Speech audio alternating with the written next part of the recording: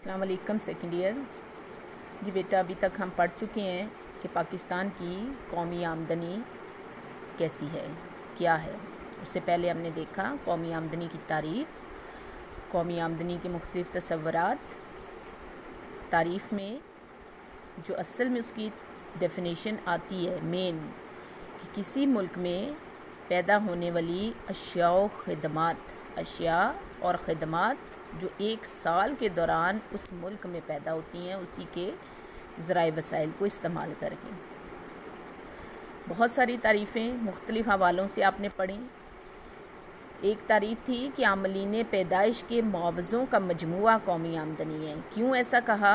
قومی آمدنی کیا ہے؟ اشیاء اور خدمات ہیں۔ ان کو پیدا کون کرتا ہے؟ 4 عاملین، تو جو پیدا کرنے والے ہیں انہی کے معاوضوں کا مجموعہ قومی آمدنی ہے۔ دوسری تعریف تھی کہ قومی آمدنی کیا ہے؟ ملک میں ہونے والے تمام اخراجات کو جمع کر لیں۔ ایسا کیوں کہا؟ کہ 4 عاملین پیدائش جو اشیاء اور خدمات بنانے کے بعد معاوضے لیتے ہیں، وہ معاوضے اس لیے لیتے ہیں کہ ان کو انہی اشیاء پر خرچ کر دیا جائے۔ جہاں معاوضوں کا مجموعہ آمدنی ہے، وہیں پہ ان پر ہونے والا خرچ بھی قومی آمدنی ہے۔ اس طرح سے ان تمام تعریفوں کے مطابق آپ نے پیمائش کے طریقے پڑھے۔ پھر 6 چیپٹر میں آپ نے پاکستان کی معیشت کے بارے میں پڑھا کہ وہ کیسی تھی، جس میں سے آپ سے میں نے ٹیسٹ بھی لیا۔ پھر پاکستان کی معیشت کے اہم شعبے پڑھے آپ نے: زراعت، صنعت، تجارت، بازار حصص، تعلیم، صحت وغیرہ۔ اب اس میں آپ نے دیکھنا ہے کہ وہی جو شعبے ہیں وہ مل کر پاکستان کی قومی آمدنی میں کیا حصہ ڈالتے ہیں۔ تو اس کے جو پہلا لفظ لکھا ہوا ہے شعبہ وار تخصیص، یہی مطلب ہے کہ قومی آمدنی میں وہ جو شعبے آپ نے پیچھے پڑھے ان کے الگ الگ سے کیا حصے ہیں جن کو جمع کر کے قومی آمدنی بنتی ہے۔ پھر آپ نے جو پیمائش کے طریقے پڑھے تھے وہاں پر بھی آپ نے اس کی مشکلات پڑھی ہیں کہ ان کی پیمائش صحیح نہیں ہو رہی۔ یہاں آپ اس کی وجوہات دیکھیں گے۔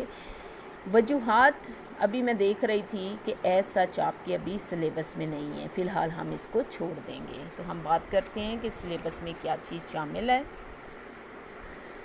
سب سے پہلا اس کا موضوع آئے گا پاکستان کی قومی آمدنی کا حجم کیا ہے، سائز کیا ہے، اور یہ دوبارہ سے تعارف کی شکل میں آئے گا۔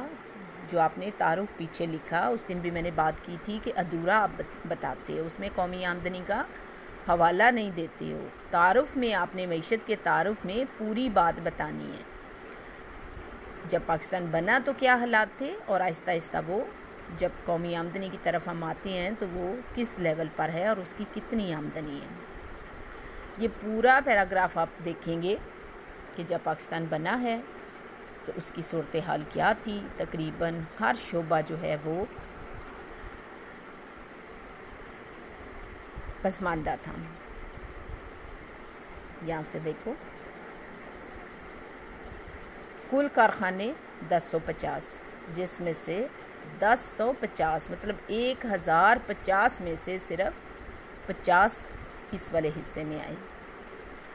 صرف اپنے 2 بینک تھے، حبیب بینک اور آسٹریشیا بینک، اور وہ بھی ابھی کوئی مکمل ورکنگ نہیں تھے، کام شروع کیا ہوا تھا۔ مہاجرین جو وہاں سے منتقل ہو رہے تھے بالکل بے آسرا، آمدنیاں ان کی زیرو، حالات خراب، زراعت نہ ہونے کے برابر۔ ریزن کیا تھی؟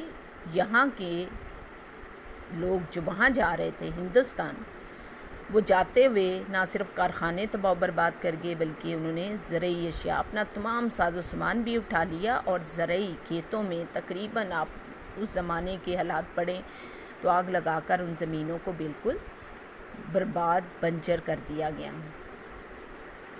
تو ان تمام حالات کو دیکھتے ہوئے سب سے پہلا جو کام سوچنا پڑا وہ تھا کہ معاشی ترقی تبھی ممکن ہے اگر ہم ملک میں اقتصادی منصوبہ بندی کا آغاز کریں گے تو۔ ٹھیک ہے، یہ آگے چیپٹر ہے پورا، لیکن یہاں آپ نے صرف ریفرنس دینا ہے کہ 1955 میں پہلا منصوبہ سٹارٹ کیا گیا. ہم دیکھیں گے کہ یہ منصوبے کیا ہیں، یہاں صرف آپ نے اس کو یاد کر لینا ہے اور پھر اس طرح سے دوسرا، تیسرا، چوتھا کا ریفرنس دیتے جانا ہے. 71 میں پہنچنا ہے اور بتانا ہے کہ پاکستان کے 2 حصے ہو گئے. یہ پیچھے اس والے تعارف میں بھی تھا کہ پاکستان کے 2 حصے ہو گئے. اب عام طور پہ کہتے ہیں کہ کوئی بھی جنگ جو باقاعدہ جنگ ہوتی ہے وہ ایک ملک کو 20 سال پیچھے لے جاتی ہے. اب پاکستان کے حالات دیکھیں کہ یہ 47 میں بنا ہے، 1947 میں، اور 1971 تک وہ 2 جنگیں لڑ چکا ہے. 49 میں کشمیر والے حالات کو بھی ڈال لیں تو تیسرا اس کا بڑا ایونٹ بن گیا. تو پھر ایسا ملک 20 اور 20 40 کے حساب سے، ابھی تو اس کی عمر بھی پوری نہیں ہوئی، وہ دوبارہ 0 پہ چلا گیا. اس لیے ہماری اکانومی جو 65 میں تھوڑی سی آپ کو بہتر نظر آتی ہے، وہ 71 میں بالکل پیچھے چلی گئی اور آمدنی کا اضافہ بھی رک گیا، بے روزگاری بھی بڑھ گئی، معاشی ترقی نہ ہونے کے برابر ہو گئی، فی کس آمدنی کے حالات بہت خراب ہو گئے. اور اس کے بعد کے جو سیاسی حالات ہیں وہ ہمیں سب کو پتہ ہیں. ماشاء اللہ بھی لگا، حکومتیں بھی آئیں اور بدلتی چلی گئیں. تو پاکستان کی قومی آمدنی میں کوئی بہت قابل قدر اضافہ نظر نہیں آتا. اب یہ ٹیبل آپ کو نظر آ رہا ہے، اس ٹیبل کو سارا یاد نہیں کرنا، آپ نے اس ٹیبل کے چند جو ہیں وہ اٹھانے ہیں پوائنٹس. پہلا لے لیں، اس کے بعد 17 18 لے لیں اور اس کے بعد 19 20 لے لیں. یہ کمپیئر کرنے کے لیے کافی ہیں. خام قومی پیداوار بازاری قیمتوں پر، مطلب یہ ہے کہ اس سال میں ان اشیاء کی قیمتیں کیا تھیں تو اشیاء اور خدمات کو ان سے ضرب دی گئی. اس سال آبادی کتنی تھی، قومی پیداوار کو آبادی سے تقسیم کیا تو فی کس آمدنی آ گئی. فی کس آمدنی اگلا ٹاپک ہے کہ ایک شخص کے حصے میں یہ جو اتنی آبادی ہے 171 ملین مطلب 17 کروڑ تو اس آبادی کے حصے میں قومی آمدنی کتنی آتی ہے اور پورے ایک سال میں یہ ایک سال کی ایٹ فیکٹر جو ہے وہ کاسٹ ہے وہ یہی ہے، بازاری قیمتوں کے مطابق ان کی کیا قیمت آتی ہے، ان کی قومی فی کس آمدنی کتنی آتی ہے کہ ان کے حصے میں. اور یہ آپ دیکھو کہ بہت ہی کم نظر آتی ہے، روپوں میں ہے، روپے میں لکھی ہوئی ہے. ٹھیک ہے، یہی فگر آپ کا کہیں کہیں ڈالرز میں آئے گا، سو دھیان سے لکھنا ہے. ڈالر میں ظاہر ہے بہت تھوڑا لکھا جائے گا، روپے میں لکھیں گے تو زیادہ لکھا جائے گا. تو آپ نے یہ 3 اس کے اسٹیمیٹ یاد کرنے ہیں اور ان 3 کو ایک ٹیبل کی شکل دے کے کمپیئر کرو گے کہ 17 کروڑ اور 21 کروڑ تک جب پہنچا ہے تو حالات بہتر ہونے کی بجائے کیا اچھے ہوئے ہیں یا برے ہو گئے ہیں. ٹھیک ہے، دوسرا اس کا ٹاپک آپ کا ہے پاکستان کی قومی آمدنی کی شعبہ وار تخصیص. شعبہ وار تخصیص آپ پیچھے پڑھ آئے ہو، ایک دفعہ شعبے پڑھے تھے تو ان کی آمدنیوں کے حصے بھی پڑھے تھے، لیکن یہاں اب باقاعدہ ٹاپک ہی یہی ہے. شعبوں میں بڑے بڑے شعبے اشیاء اور خدمات 2. تو اشیاء میں زراعت سب سے بڑا، اس کے بعد صنعت، اس کے بعد تجارت کے بعد پھر ماہی گیری، کانکنی، ٹرانسپورٹ. یہ صنعت، تعمیرات، بجلی اور گیس اشیاء کے شعبے چیزیں بن رہی ہیں یہاں پہ. خدمات میں سب سے بڑا تجارت، ٹرانسپورٹ، فائنینس، ہاؤسنگ اور سرکاری انتظامات اور دیگر وغیرہ. تو 2 مین ہوئے، ایک آپ کا ہے خدمات کا شعبہ 38.60 اور ایک ہے وہ پیچھے اشیاء کا شعبہ اور یہ خدمات کا شعبہ 61.40. یہ دونوں ملے تو 100 ہو گیا اور ان دونوں کے الگ الگ حصے زراعت، صنعت، تعمیرات کا کیا ہے اور تجارت وغیرہ کے حصے کیا ہیں. ان کو اب آپ نے پورے ٹیبل کو یاد کرنا ہے، اس کو مس نہیں کر سکتے. یہ آپ کا ہے 19-20 کا سروے ہے. اگر کچھ بچوں کے پاس یہ پرانا ہے تو اس کو ہر صورت تبدیل کریں. پرانا پیپر میں چیک نہیں کیا جائے گا. یہ والے آپ کے اسٹیمیٹ آپ کے پاس ہونے چاہیے. پھر سلیبس میں فی الحال اس پہ نشان نہیں لگا ہوا، سو ابھی ہم اس کو چھوڑ دیں گے، اور اگلا جو ٹاپک ہم پڑھیں گے باقاعدہ کل پاکستان کی فی کس آمدنی پڑھیں گے. فی کس آمدنی ایک دفعہ آپ کو میں نے بتا دی ہے کیا ہوتی ہے. ملک کی کل قومی آمدنی کو کل آبادی سے تقسیم کر دیں تو فی کس آمدنی ایوریج پر کیپٹا انکم آ جاتی ہے.